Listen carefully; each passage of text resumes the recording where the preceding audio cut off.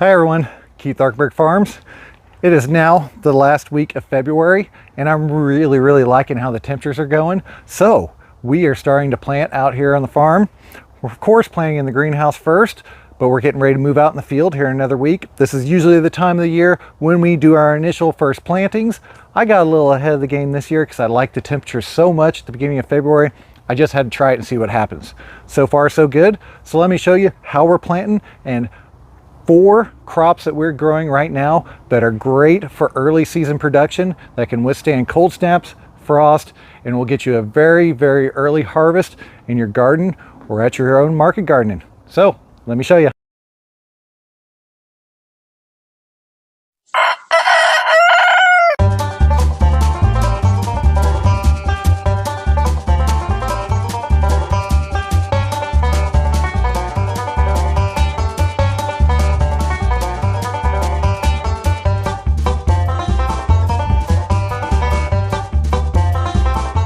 Now, I was actually wrong. There are 5 really good early season crops that you can start right now.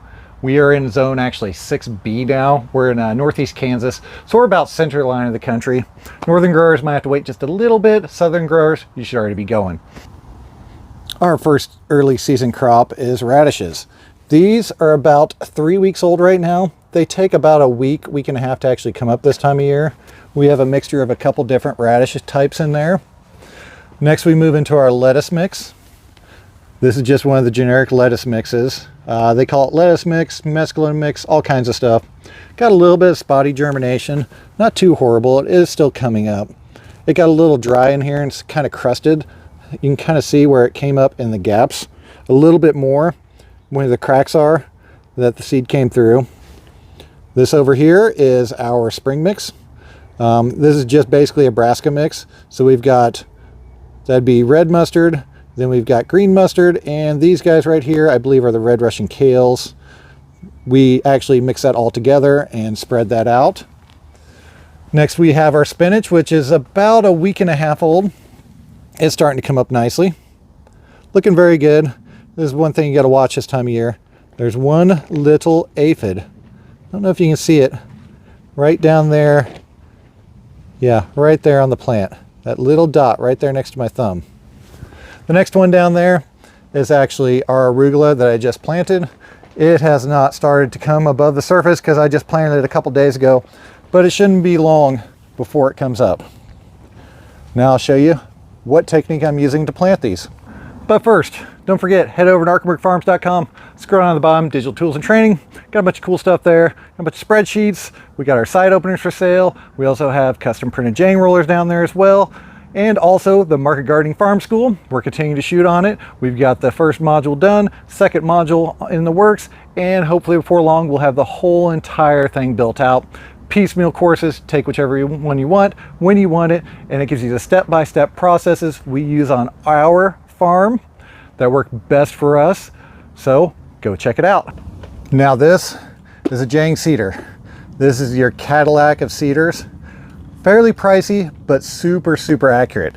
These actually use wheels inside of them that actually singulate the seed and drop them individually. There are chain settings on the front of this to where you can change how far apart the seeds actually. There's a chart here to tell you. It comes with a bunch of different gears. You can rearrange them all that you'd like for the different spacings. We typically use rollers with 24 at the end to get a tighter spacing. We do use a couple that are smaller. Let me show you one. So this is one of our custom printed rollers right here. This is actually a YYK, does not exist in real life. The reason for this is we need the holes a little bit bigger than the YYJ that has really small holes in it for planting really small seeded crops. Found out last year that our Hawkeye turnips just weren't planting. Turns out the seeds had gotten bigger that season and they weren't actually fitting in these to be pushed through the seeder. Solution is I made them a little bit bigger because the roller that's a little bit bigger than this actually plants way too many for what I'm looking for. So we actually sell these down at arkbergfarms.com. You can order them today, and we can also make them custom to whatever size you'd actually like. Now another type of cedar we use here on the farm is the Earthway cedar. These you can find pretty much anywhere in the country. You can find them at garage sales, flea markets. I actually got this one from an auction. I think I paid about $60 for it. The hopper was cracked. I had to do a little work on it, but they come with different seeding discs. These discs pick up a measured amount of seed and drop it. So it kind of scoops and then drops, scoops and then drops. Where the Jang picks up individual seeds and drops as it goes. Much more precise, but this will do the job. I know a lot of farms, I know a really big one that actually uses this to this day to plant all their greens. I extended the handle on this one. I did a video on this, about last year sometime, but this really helps because I'm taller, because you're not all hunched over when you're using the thing. So let me get up close, show you what the plates look like. Now, similar to the Jang where you have different size rollers with different size holes, the Earthway has different size plates with different size holes. They pick up different amounts of seed if you're using smaller seed, or different sizes of seeds to kind of singulate them. A lot of these come with a basic set.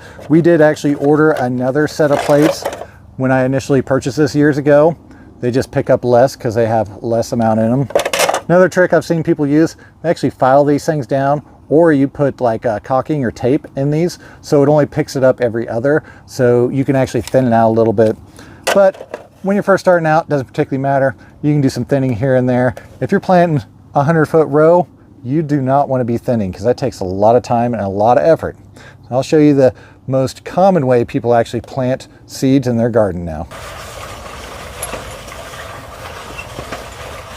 Now, the easiest and cheapest way to plant any seed is to simply use your hand, make a little furrow. You want it about quarter, half-inch deep, the length that you want. Get out your seed packet, especially for greens and stuff. This is the easiest way to do it. And then you just kind of tap it and sprinkle them out as you go across. Just trying to evenly spread them out. Not too deep, not too many. Once you're done, cover over the soil, a quick pat, water it in. You might have to do a little bit more thinning in this process because you're not getting that nice singulation drop throughout it, but you'll have a beautiful little spread through here, which is perfect for your home gardens or even starting out as a market gardener. So the trick to a lot of these is getting them planted in early so you have good early harvest. If you get them in this time of year, you don't have to plant them as frequently as you would during the hotter times of the year, because you'll end up with what we call crop stacking. As it warms up, the time to when it's completed slowly goes down. That's just a quick run through of how we do our early season planting directly in the fields this time of season. A lot of what we're doing is more of really cold season crops, quick root vegetables, quick greens, the quick crops. So we want to start getting those established so we can start getting produce coming in. A lot of the other stuff you see planted around me, beets, spinach, and carrots, these were all planted last winter. They actually right out the winter. We'll start harvesting those here before long as well. We'll go into that next fall or so. But for now, really good time. Get your radishes in, get your spinach in, get your lettuce in. These are all really, really easy to start. And this year, I think we have a little bit more of a head start than usual. Like I said, I actually started seeding a month ahead of time because I have a really good feeling the way the temperatures were. We got that really, really cold drop and then it came back up. Typically we'll still get, we'll get dips up and down. The one thing I will tell you is you want to have some kind of frost protection, like a row cloth or something like that, just in case of emergencies. We use it quite a bit. It was hanging up here a couple weeks ago. I finally rolled that up because I've got smaller pieces floating around, which I don't have any actually in this greenhouse. So if it does get really cold, like we're going to go down in the 20s or something, I will go ahead and cover it up even though we're in a greenhouse. This will work just fine in the field too. You'll just want to cover it up at nights and cover it during the day. Just keep it to where the ground is maintaining some kind of heat in it and it's just not barren to freeze. Now, a lot of this stuff is super, super cold tolerant, not like 0 degrees Fahrenheit tolerant, but like freezing down to 28 to 25, temperatures like that. Really, really not going to hurt it. All of these, like I said, are early season crops, and that's what they're good for. They're good for making it through these early cold snaps and then being ready for harvest very early in the season. I expect to get my first harvest out of here, let's see, in April, about first week, second week of April, so about a month It's usually about 30 to 45 days for a 30-day crop this time of year, or even some of the 25 days. So you're looking, a month and a half from now. But good time to get things in, good time to get things going. I'm going to wrap it up this week. Next week, I'll actually take you into the propagation greenhouse right here behind me and show you how we are actually starting our starts. I've already gone through a couple of rounds of starts this season, and we'll be planting another round. First week of March, always the time that I start all my tomatoes, peppers, all kinds of stuff. Everything that's going to go in the field that needs to grow and be on the field by April, when our frost date is about 20 days afterwards. That's when I start them in that greenhouse. Move them over to our fancy little germination chamber. I'll even show you the little indoor grow setup I have that we're using this time of year specifically to get even a better jump on the season. It's pretty cool. So you want to check that out. Also, don't forget arkenbergfarms.com, digital tools and training, farm school, all that cool stuff. Check it out. As always, hope y'all like what you saw today. If you did, don't forget to like and subscribe. Thank y'all. Have a good day.